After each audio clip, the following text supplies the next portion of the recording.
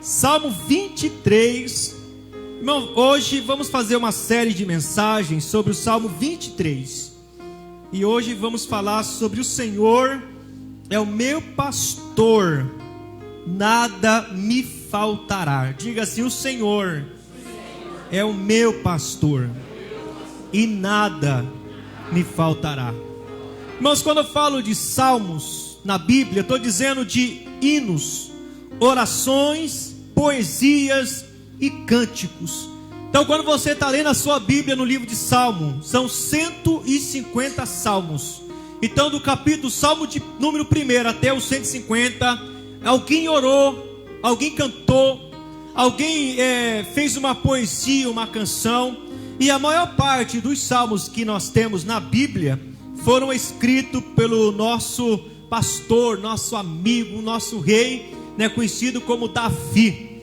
E hoje eu quero falar sobre cura para a alma, cura para a alma, amém? Então vamos começar esse processo. Eu estou lendo um livro juntamente com a pastora, e o título desse livro é A Psiquiatria de Deus. Sabe, o tema foi tão sugestivo e tão assim abençoador, com o Salmo 23, para a gente poder falar sobre a psiquiatria de Deus. Sabe, o significado de psiquiatra, quando você toca nesse nome, algumas pessoas até se assustam, Oh, psiquiatra, então é questão... Olha só, psiquiatra, o significado da palavra psiquiatra, ou psique, psique, significa fôlego, alma, mente e razão. Psique, mente, alma, fôlego e razão. E a outra parte é iatria, significa tratamento, cura e restauração. Então, quando falamos de psiquiatra, estamos dizendo alguém que trabalha com a cura para a alma, ou até mesmo a restauração do fôlego. Por que eu estou dizendo isso? Irmãos, olha só, nos dias que estamos vivendo, nunca se procurou tantos, a nossa humanidade está vivendo um período de abalo interior. Às vezes o abalo, o estremecer, não é tanto no corpo. O corpo responde quando a nossa alma ela está ferida e machucada. O corpo ele responde uma dor quando na verdade ou é na mente ou no nosso coração, na nossa alma. E nós estamos vivendo uma época bem difícil mesmo. Irmão, não é só você não. A humanidade tem passado um tempo difícil, Muitas pessoas se encontram com o seu interior abalado. O seu interior abalado. O Salmo de número 42, versículo 5, no salmista fala assim: por que está abatida, ó minha alma? E por que te perturbas dentro de mim?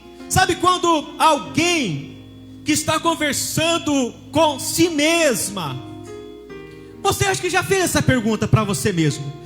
Mas por que hoje eu estou com a minha alma abatida? Mas por que hoje eu amanheci angustiada? Porque hoje eu amanheci não tenho vontade de me levantar da cama? Porque não tem sabor ao alimento? E porque eu não tenho sono na noite? Sabe, irmãos, então a gente vê como salmista que algumas pessoas estão conversando com a sua alma. Porque está abatida a minha alma? Porque te preocupas dentro de mim? Uma pergunta. Só que o mesmo salmista que faz a pergunta, ele também já lança a resposta. E a resposta está: espere em Deus, pois ainda louvarei pela salvação que há na sua presença. Talvez a nossa pressa interior não acompanha a espera em Deus. Talvez eu possa dizer que a maior parte das nossas angústias é a falta de esperar pela providência do Senhor. Essa questão desses dias, do iFood, todo mundo quer para ontem. De repente você pede um lanche, não tem paciência de esperar o lanche, não tem paciência de esperar um alimento, aquela agonia, aquela angústia, porque a gente quer as coisas para ontem. Irmãos, com Deus não funciona assim. Com Deus funciona na espera. Com Deus funciona calma. Com Deus funciona, fica tranquilo. Com Deus funciona, ei, peraí, eu vou entrar, vou fazer, vai acontecer. Olha só, com a nossa alma batida, ou a sua alma batida, são vários fatores que podem desencadear problemas emocionais que afligem as nossas vidas espirituais. Parece que é assim, a nossa alma ela anda de mãos dadas com a nossa vida espiritual. Quando você está bem por dentro, você ora até não querer mais. Mas quando te dá um problema interior, você não tem palavras para dizer. Não era para ser assim, mas acaba sendo nos dias de hoje. Então o que pode desencadear na nossa vida emocional, que pode atingir a nossa vida espiritual? Você já ouviu alguém dizer assim: não mexe comigo não, que eu estou estressado? Sim ou não? Quem fala isso, irmão? Levanta a mão assim, mostra que você é o cara que diz que está estressado. Ah, mentira, irmão. Pode levantar a mão, você está me enganando à toa. Você fica lá, estou estressado hoje. Hoje eu amanheci estressado. Por que as mulheres estressam? Isso é por causa dos maridos? Claro que não, rapaz. É estresse porque tem um monte de serviço de casa para fazer. Estresse. Então você vê as pessoas, eu estou estressado. Irmãos, a depressão, essa dor na alma, na angústia, são problemas que desencadeiam. Algo que está muito na mídia hoje é o chamado de TAG, que é o transtorno de ansiedade generalizada. Isso aí, irmãos, é quase, quase 90% da população sofre de ansiedade. O que é uma ansiedade? Ansiedade é aquela angústia, aquela preocupação. Tem uns que comem demais, tem uns que comem de menos, tem uns que fica roendo a unha, tem uns que fica balançando a perna, tem uns que dá um estique. Então a ansiedade é algo assim, irmãos, que está direto aí. Síndrome do pânico. Já ouviu falar da síndrome do coração acelerado? Tem pessoas que ficam sofrendo por coisas que ainda nem aconteceu, mas já está sofrendo. Nem aconteceu. Olha como que a nossa mente, irmãos, ela é assim. A gente está sofrendo alguma coisa agora por algo que ainda nem aconteceu. De repente nem vai acontecer. Nem vai acontecer. Mas nós já estamos sofrendo. Síndrome do coração acelerado. Preocupação exagerada. Alguém sofre de preocupação exagerada? Cabeça fica a 1000 por hora, fica turbinando a cabeça. E essa palavra eu deixei por último, chamado exaustão. O que é exaustão? Exaustão é um desgaste do corpo, perda das forças físicas e mental. Já sofreu aquela dor no corpo? Você fala, gente, eu estou indisposto hoje. Já amanheceu? Indisposto, uma dor no corpo, vontade de não fazer nada. É pecado? Não é pecado. Tem dia que você não quer fazer nada, mas tem que fazer. Sabe, o teu corpo está pedindo uma coisa. Exaustão pode ser aquele momento da estafa, estou estafado, estou irritado. Você conhece essa pessoa irritada? Ela está irritada. Eu vi aqui de longe, hein, menina? Tem pessoas que ficam irritadas por qualquer coisa, fica irritada, que maltrata. E pessoas irritadas, ela tem sempre na ponta da língua uma palavra de ofensa. Alguém fala uma, ela fala duas. Você sabe o que destrói um relacionamento de família? Exatamente o diálogo. O diálogo que não é curado, um diálogo que não é abençoado. Um exemplo, como que o marido vai conversar com uma mulher que está irritada toda hora? Meu bem, eu te amo. Que me ama o quê? Mas não ama mesmo. A mulher sempre está irritada, Já pensou o marido irritado? O marido irritado. Quer ver que irrita o marido? Chega lá a esposa: ô meu bem, o arroz acabou. Rapaz, estresse, hein? O arroz caro daquele tipo. No que? Faz menos arroz para durar pelo menos um tempo. Então assim, a irritabilidade, são pessoas que muitas vezes ficam irritadas, irmãos. Por quê, pastor? Exaustão. O teu corpo físico está dizendo que não está bem. Perda do sono e pensamentos negativos. Irmão, tem pessoas que ficam pensando que vai morrer toda hora. Vou morrer. Eu vou cair, sabe o que? Eu vou morrer. aquele carro vai me pegar. Pensamentos negativos, toda hora na sua cabeça. Aí eu vou pegar esse coronavírus e ele vai me matar. Vou pegar. Você sabia que a maior parte das pessoas que pegaram são aquelas que têm medo? Não sei porquê, mas acaba acontecendo assim. Irmãos, aonde está, pastor, tudo isso, irmãos? Está aqui. Tudo na sua cachola, na nossa cachola, tudo aqui no nosso psique, na nossa mente. Isso aqui, irmãos, é um mega computador divino que só tem processo. Olha, isso está tudo envolvido aqui. Então a procura por especialista da alma, ou do psique, o psicólogo, o psiquiatra, tem aumentado nessa escala assustadora, porque a gente quer uma resposta para isso. Porque nós procuramos, irmãos, olha, escute isso. Por que procuramos uma pessoa especializada nesta área, um psicólogo, um psiquiatra? Por quê? Porque nós queremos uma resposta. A gente quer saber por que está acontecendo isso por dentro, tá? E outra coisa, é pecado? Não é. Mas se você não está aguentando, não é que a sua oração é fraca, não é que você não tem comunhão com Deus. E tem crente que ainda critica se alguém procurar um psicólogo ou um psiquiatra. Diz que é coisa do diabo. Eu digo que não é. Que se precisar de ajuda, se não der certo a oração, não quer dizer que Deus não te ouviu, mas quer dizer que você está passando um momento. E esse momento que você está passando, ou que de repente tem que passar por um especialista desse, é só um processo. Porque lá na frente Deus está preparando o seu emocional, o seu sentimental. Porque quando Deus entregar nas tuas mãos uma bênção tão grande, você que tem que ter estrutura para poder aguentar, para poder ser feliz e abençoado com essa graça do Senhor. Então, irmãos, é assim. Quando nós estamos com a dor no corpo, a gente procura quem? O médico. O médico faz uma receita para nós. E essa receita, o que vai fazer? Você vai lá, você compra o remédio, você vai tomar e vai passar. É ou não é? Vai passar. Não passa? Mas quando é a dor dentro de nós? E quando a dor é na alma? Quando a dor é aqui na mente, sabe? Quando você não consegue parar de pensar. Sua cabeça está assim, ó. Irmão, tem pessoas que estão a cabeça assim, ó. Fica assim, ó. Fala e nem sabe por que está falando. Vive como se estivesse vivendo por um acaso, porque a sua cabeça está assim, ó. Não consegue viver a vida de verdade. Escute isso. Antes de qualquer coisa, a gente primeiro precisa buscar essa cura e essa libertação pela palavra de Deus. Irmãos, corra atrás se for preciso.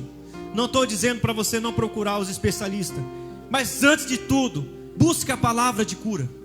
Busque a palavra do Senhor, tá? Eu vou falar sobre o Salmo 23. Só esse primeiro verso aqui, que fala, o Senhor é o meu pastor. Irmãos, o Salmo 23, ele é o mais lido. Quem já leu o Salmo 23? Todo mundo já leu. Uma criança já leu. É o salmo mais conhecido, é um salmo querido. Ele é um salmo que todos gostam de ler. Tem pessoas que fazem campanha do Salmo 23. Camisa estampada, Salmo 23. Tem pichado nos muros, Salmo 23. Tem quadro de parede, tem adesivo de carro na geladeira com o Salmo 23. Então é um salmo universal. Esse dia eu fui na casa de uma pessoa que estava lá em cima da porta, do umbral da porta. O Senhor é meu pastor. Então quando eu vejo esse salmo, irmãos, eu começo a mergulhar na palavra de Deus em uma profundidade, que o Salmo 23 tem belíssimas lições para enriquecer a nossa vida espiritual e também curar as nossas almas. O Salmo 23 tem. Então vamos lá. Diga assim: o Senhor é o meu pastor e nada me faltará. Irmão, quem escreveu esse salmo foi Davi, o próprio Davi. Sabe a segunda cultura do povo do Oriente, ou do hebreu, do israelita, no Antigo Testamento? Sempre o filho mais novo, ele era designado pelo pai para ser o pastor da ovelha daquela família. Então Davi tinha 6 irmãos mais velhos do que ele, e a sorte caiu sobre Davi. Então Davi, ele era um pastor de ovelha. E muito moço, irmãos. Quem sabe ele começou a cuidar das ovelhas com 12, com 13. Sabe, muito jovem. Ele tinha que caminhar, ele tinha que cuidar, ele tinha que zelar. E você sabe, irmãos, que uma ovelha, esse animal ovelha, é um animal muito simples. Ele é um animal que ele não consegue enxergar mais do que 8 metros, ele não consegue enxergar. É um animal dócil. Ele é um animal que pode ser vítima de qualquer outro predador com facilidade. Ele não corre, ele não, sabe, ele fica. Uma ovelha pode andar, trupicar, quebrar a perna e ficar lá caída, até que o pastor encontra ela caída, coloca nos seus ombros e passa um óleo para curar a sua perninha ferida. Então assim, esse animal dócil, esse animal querido, ele acaba trazendo essa ideia para mim como ovelha, e vocês também como ovelha. Irmão, se a gente não tiver a direção da palavra de Deus em nossa frente, a gente cai, a gente se machuca. Sabe, se a gente não conseguir olhar para o Salmo 23 como o nosso pastor Jesus, a gente perde as nossas forças nessa caminhada. E aonde Davi pastoreava as ovelhas do seu pai? Em 2 Samuel capítulo 7, versículo 8, ele fala aqui uma passagem que exatamente aonde Davi pastoreava. 2 Samuel 7, 8. Eu vou ler aqui para vocês. Fala assim, ó: agora pois dirás ao meu servo Davi: assim diz o Senhor dos exércitos, tomei-te da malhada de trás das ovelhas, para que fosses príncipe sobre o meu povo, sobre Israel. Então Deus agora está dizendo para Davi, que Davi é escolhido, aonde ele estava cuidando das ovelhas malhadas. E o que é as ovelhas malhadas? Paulinho pregou esses dias aqui, a gente está no mesmo espírito, nessa comunhão do Salmo do Salmo de Davi. O que era as malhadas? As malhadas eram as ovelhas que não tinha nenhum valor comercial. Não tinha. Sabe aquelas ovelhas rejeitadas, aquelas ovelhas que ninguém queria? Eram essas ovelhas que Davi estava cuidando. Não era as ovelhas bonitas, as robustas, não eram as ovelhas que tinham valor no mercado, mas ele estava das ovelhas e das ovelhas e das ovelhas para cuidar. Talvez aquelas ovelhas robustas não precisavam do cuidado de um pastor como Davi, mas talvez aquelas ovelhas machucadas, talvez aquelas ovelhas feridas, talvez aquelas ovelhas que não tinham nenhum valor no mercado, talvez aquelas ovelhas que estavam feridas, machucadas, famintas. Eram essas ovelhas que precisavam de um pastor. Irmão, eu estou falando aqui com ovelha. Eu também sou ovelha antes de ser pastor. Eu sou ovelha no pasto do Senhor Jesus, tá? E eu me considero umas ovelhas das malhadas, porque a Bíblia diz que Jesus não veio buscar o são, ele veio buscar o ferido. E eu, como uma ovelha ferida, uma ovelha machucada, você também como uma ovelha ferida, machucada, talvez tomando remédio para poder suportar a vida e as dores interior. Talvez você fica procurando todos os dias uma resposta. Por que você existe? Por que você está aqui? Talvez você vive sofrendo, não sei qual é a tua luta. Talvez você está pensando em se matar. Talvez você está cansado de viver. Talvez você não suporta mais os dramas desta vida. Ei, eu estou dizendo uma coisa: nós somos a ovelha, e Jesus é o nosso pastor. Ele cuida de você, ele abraça você, ele beija você. Aleluia. As ovelhas, irmãos, malhada, eram as ovelhas desprezadas. Ninguém queria elas. Aleluia. Mas eu fico olhando para Davi. Como que Davi amava aquelas ovelhas desprezadas. Como que Jesus amava aquelas ovelhas feridas. Agora o pior de tudo, não era somente ser ovelha, era ser a pessoa. Porque ovelha malhada é uma coisa, e a pessoa? Diz a Bíblia que ele era ruivo e de boa. Só que ruivo naquela época era uma pessoa estranha, naquele contexto. Então quando Jessé olhava para Davi: rapaz, de onde você saiu? Era estranho naquela época. Não, você saiu? Ainda bem que você é o mais novo. Some daqui para cuidar das ovelhas. Malhada. Sabe, irmãos, o desprezado, aquilo que não tinha nenhum amor, nenhuma perspectiva, nenhuma esperança. Sabe, eu penso a mesma coisa assim. Às vezes a gente é desprezado. Quantas vezes você chega num lugar que está todo mundo rindo? Você chega lá, todo mundo fecha assim. Já aconteceu com você? Já aconteceu comigo. Irmãos, eu com o pastor, eu sei o que é isso. Eu sei o que é isso com o pastor. De chegar no meio das pessoas rindo, chegou o pastor. Eu sei o que é isso. Você sabe o que é isso?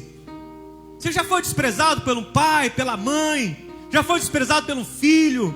Você sabe esse desprezo? Fica tranquilo, que tem alguém que conhece isso. De repente você lá, olha, talvez ninguém dá nada para você, talvez ninguém dá nenhum valor para você, mas não importa o que as pessoas pensam, não importa o que as pessoas valorizam, o importante é que Ele lá no céu olha para mim e para você. É Ele que nos ama, é Ele que nos valoriza. E é uma coisa, meu irmão, é melhor ser desprezado pelo mundo, mas ser encontrado dentro do rebanho do Senhor. Era desprezo, sabe, era aquelas ovelhas. Mas ele falou assim: o Senhor é o meu pastor. Eu tenho um pastor, pastor que me dirige, pastor que me orienta. Mas, irmãos, eu não posso de maneira nenhuma deixar de lado o meu pastor Jesus.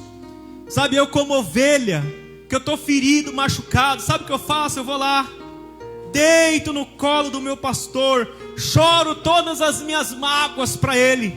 Sabe o que ele faz? Ele passa a mão na minha orelha, ele passa a mão no meu focinho e diz: filho, não desista, continua. Por que, pastor? A mão na orelha para abrir o sensor, mão no focinho para ver se tem saúde. Ele faz isso comigo, ele faz isso com você. Sabe qual foi a maior prova desse amor? Ele nos ama, irmão. Sabe, entenda aí, Jesus te ama. Ele te ama. Pastor, qual foi a prova do amor de Deus? João 3,16. Porque Deus amou o mundo. Ei, Deus amou o mundo. Deus não amou o Brasil e rejeitou o Japão. Deus amou o mundo. Deus amou você. Talvez você não se ama, mas Deus te ama. Ele te ama. Porque Deus amou o mundo de tal maneira que Ele deu, Ele entregou o seu Filho. Sabe qual foi o maior presente e uma resposta de amor? Entregar aquilo que ama. Nós não temos coragem como pai de dar o nosso filho a sacrifício a ninguém. Mas Deus amou o mundo. Irmão, fala sério, irmão. Nós não valia R$1, mas não valia nada mesmo. Rapaz, eu lá na minha juventude, um drogado, um bêbado, eu bagunçava, irmão. Eu dei muito trabalho para o Dona Antônio, para o seu Rosalvo. Passava a noite aí na gandaia. E ele olhou e falou assim: mas esse moleque eu vou amar? Eu vou arrancar esse moleque lá no meio dos traficantes. Eu vou arrancar e vou tirar e vou colocar ele no meu caminho. Ele faz isso. Sabe, tem pessoas aqui, sabe, ele arranca a gente do nada. Por quê? Porque ele ama. E pronto. Deus amou o mundo de tal maneira que deu o seu único filho, para todo aquele que nele crê, não pereça, mas tenha a vida eterna. Amém? Jesus te ama. Olha para essa pessoa assim: Jesus te ama. Jesus te ama, Ele te ama. Aleluia, Ele te ama, irmã Regina. Te ama, Val. Jesus te ama. Te ama, Álvaro. Te ama, Jesus te ama. Ama vocês, ama eu, ama nós. Ele ama. Sabe, Ele não mede nenhuma consequência no seu amor. Segundo aos Coríntios, capítulo 8, versículo 9. Aleluia, olha o que ele diz: pois conhecereis a graça. Meu Deus, é cada texto aqui, gente. Aqui, versículo 9. Pois conhecereis a graça do nosso Senhor Jesus Cristo, que sendo rico, irmãos, aonde estava Jesus? No céu. Você sabe que Jesus, ele estava na criação da terra, amém? No princípio era o céu, lembra disso? Que o Espírito de Deus parava sobre a face, lembra disso? Lembra quando Deus criou o homem? Façamos o homem a nossa imagem e semelhança. Então olha assim, você é imagem e semelhança do Senhor. não como corpo, mas aquilo que está dentro de você é espírito, é a imagem do Senhor. Então Jesus, ele sendo rico lá na glória, ele se fez pobre por amor de vós, porque pela sua pobreza vós vos tornasseis rico. Amém? Então não fala que você é pobre. Não fala que você é um miserável, não fala isso. Não, alguém já foi lá e já se fez pobre para que eu e vocês tivéssemos riqueza. Você sabe o que é riqueza, irmão? Não é andar de carro zero, não. Riqueza é você ter alegria, é você ter saúde para trabalhar. Sabe, as pessoas invertem os valores, sabe? Inverte valor. Ah, mas o cara é rico porque o cara é de Deus. Claro que não, irmãos, a maior riqueza aí, ó. Olha quem está do teu lado, isso é riqueza. A tua família é riqueza. As nossas vidas é uma grande riqueza, meu irmão. Sabe, o dinheiro pode comprar muita coisa, mas o dinheiro nunca vai conseguir comprar o amor, a paz e a alegria. Não vai. Então isso aí é o amor, essa graça do Senhor. Então ele fez a gente rico. Então, por favor, não fale que você é uma pessoa pobre, você é uma pessoa rica. Sabe o que é pobreza? Pobreza é uma pessoa desprovida de alimento. E não tem ninguém aqui desprovido de alimento. Então ninguém aqui é pobre, nós somos ricos na presença do Senhor. Ele é o nosso pastor. Irmão, se Ele é o nosso pastor, então Ele abençoa as suas ovelhas. E para encerrar, Ele fala: em nada me faltará. Nada me faltará. Às vezes algumas coisas podem até faltar, mas nunca vai faltar aquilo que é necessário. Talvez você não tenha tudo o que você queria ter aqui. Não tem problema. Lá vai ter tudo o que eu preciso ter. Certa feita alguém perguntou assim: pastor, você já tem casa? Claro que eu tenho, minha casa está quitada. Claro que eu tenho uma casa quitada, glória a Deus. E na onde é, pastor? Nova Jerusalém. Endereço Ouro Divino. Eu não posso ter uma casa aqui, ainda minha, mas que vou ter minha casa própria aqui. Aqui em Munhoz, vou ter minha casa própria aqui em Munhoz de Melo, aqui, irmão. Mas lá já está garantido. Então por que, irmãos? Ele está falando que nada vai faltar. Eu não posso ter aquilo que eu quero comer agora, mas não tem problema, é questão de tempo. Que você vai ter, que Deus vai abençoar. Em outra palavra, isso traz segurança para as ovelhas. Davi, como pastor, sabia que nada faltaria. João capítulo 10, versículo 11. Jesus estava falando para aquela multidão. João 10, 11. Ele fala assim: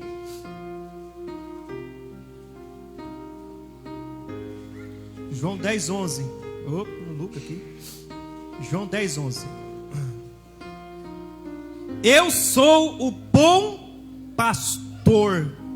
O bom pastor dá a vida pelas ovelhas. Ele já deu a vida dele. Ele já deu. Sabe, eu não sei como que tem pessoas que não conseguem reconhecer isso. Ele deu a sua vida. Sabe, Ele se fez sacrifício por nós, para que hoje eu e vocês tivéssemos a salvação. Ele é o bom pastor, e como bom pastor nada nos faltará. Filipenses 4,19. Filipenses 4,19.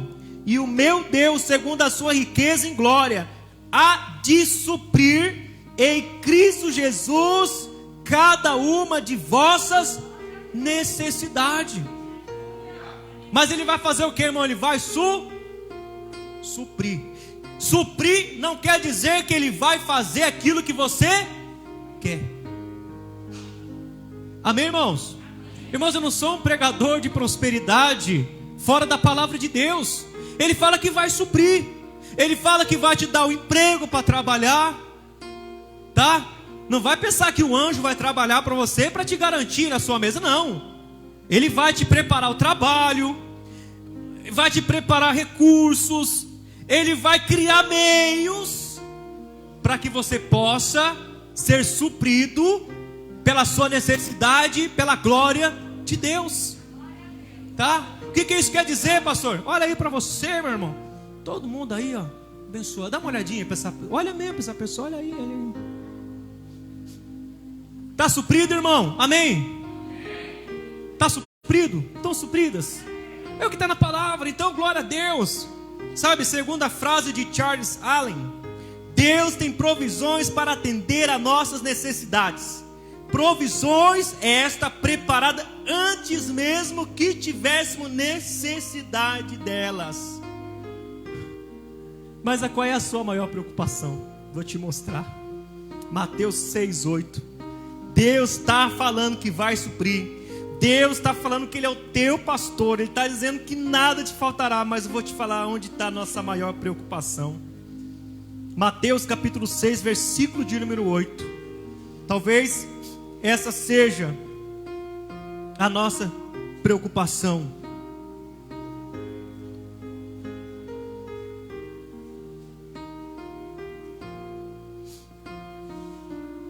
Amém? Acharam? Não vos assemelheis, pois, a Ele, porque Deus, o vosso Pai, sabe o que tendes necessidades antes que lhe peçais. Amém, irmãos? Amém. Mas ainda você tem dúvida. Você sabe qual é o nosso maior medo? Não é o de agora, é o amanhã. De repente tua cabeça está assim, ó. Nossa, tem que pagar conta amanhã. Eu tenho que resolver um monte de problema amanhã. Sabe, sexta-feira já vira perturbação para você. Sexta-feira à tarde já começa aquela na tua cabeça. Aí fica sábado o dia todo, domingo o dia todo. Chega segunda, você está lá, quase morto, de tão cansado de tanto ficar pensando assim.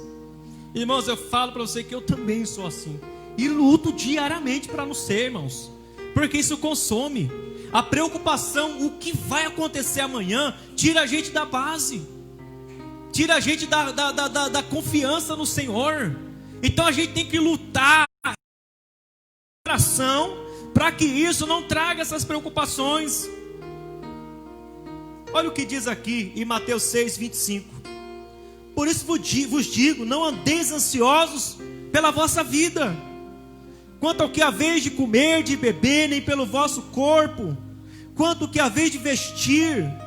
Não é a vida mais do que o alimento, o corpo mais do que as vestes? Observais as aves do céu, não semeiam, nem colhem, nem ajuntem celeiros, contudo vosso Pai Celeste as sustenta. Porventura não valei vós muito mais do que as aves?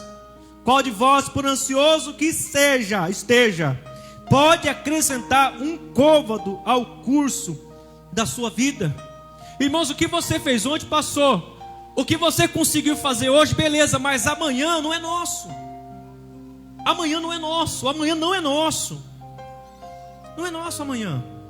Então não adianta ficar ansioso, ansiosa. Não adianta ficar se martirizando, sofrendo, sabendo que o amanhã não é seu. Porque você está inquieto, ferido, machucado. Eu ouvi hoje uma mensagem, quero compartilhar com vocês. São 5 conselhos para a vida. Já viram isso? 5 conselhos para a vida. Primeiro conselho: ouça antes de falar. Ouça antes. Ouça, depois você fala. Ganhe antes de gastar. É o mal nosso, irmão. A gente já comprometeu o dinheiro nesse meio do mês que vem. Se a gente ganhe antes de gastar. Pense antes de escrever. Tente antes de desistir. Viva antes de morrer.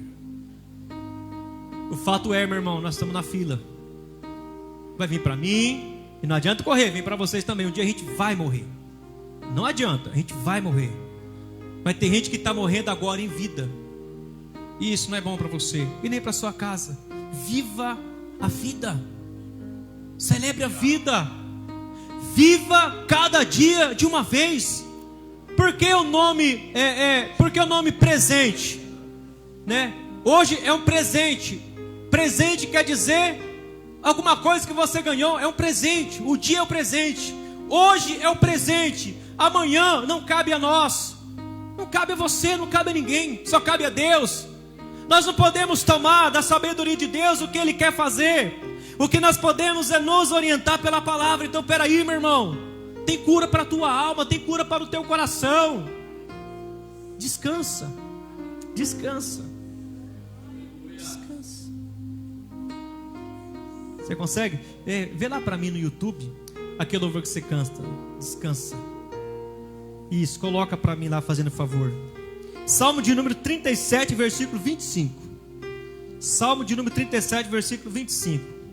Irmãos, eu estou recitando, sabe por quê? Às vezes Deus cobra de nós como pregador.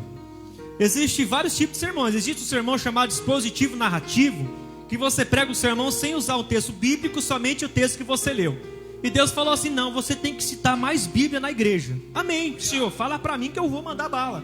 Então, esses textos que eu estou lendo com vocês, irmão, te dá base para você ter essa cura. Agora, esse texto aqui é demais. Salmo 37, versículo 25. Salmo também de Davi. Sabe aquelas ovelhas que ele cuidou, que ele tratou? Vou falar no próximo domingo, continuação dessa mensagem dos Salmos. Mas olha o que diz Salmo 37, versículo 25. Fui moço e já agora sou velho, porém jamais o vi o justo desamparado, e nem a sua descendência mendigar o pão. Por mais difícil que você passou ou está passando, Deus, Ele cuida de você. Feche teus olhos, irmão, mesmo assentado, feche teus olhos. Descansa mesmo no Senhor. Essa depressão, não deixa essa síndrome do pânico te ferir, te machucar. Sabe, o Senhor tem cura para sua mente acelerada, para o seu coração acelerado. Sabe qual é o remédio? Ouça então esse remédio. Tá se preocupando à toa. O diagnóstico do homem não aumenta um pouquinho, filha. Nada. Vai ficar no coração, olha só. Tenha calma. Sou eu quem dou a vida, sou eu quem tiro a vida e determino o tempo pra curar as feridas. Sou eu quem faço. Aleluia! Quem é o homem pra pôr um ponto final onde eu não coloquei? Não entre em desespero, enxugue as suas lágrimas, tudo passageiro. Você precisa confiar e descansar.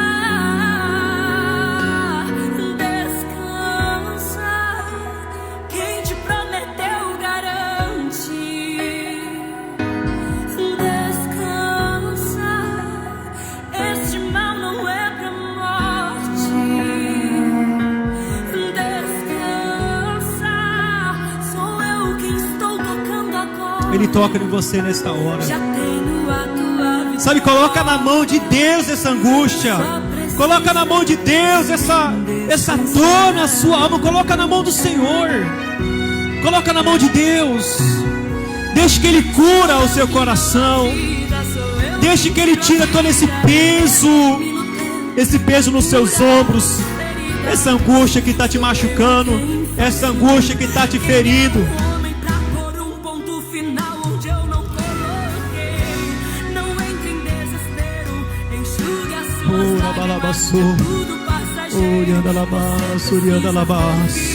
Oh Pai, traz cura para o teu povo, Senhor. Traz cura para a sua igreja. Descansa, quem te prometeu garante. Descansa, este mal não é para morte. É verdade, Pai.